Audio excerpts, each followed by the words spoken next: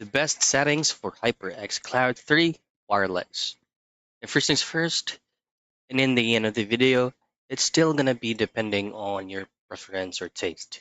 Now, what I'm showing you or what information I'm gonna be providing you is just an additional taste or features where you can enhance the sound that is coming out from your HyperX 3.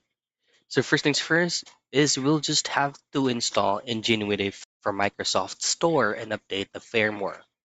Once you've successfully done that, all I have to do is just simply restart the whole thing for you to be able to start fresh. So this is what it should look like once you pull up the software.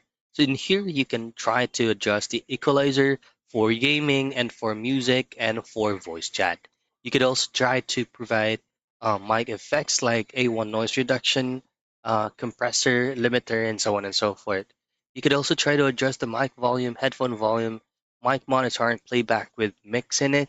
Now, once you've successfully used Ingenuity, all you have to do is just to simply use the default by itself. Do not touch anything from the manual settings because the default itself it's already good. So those are the things and steps that you need to download additional features from your HyperX Cloud for you to obtain the best setting possible.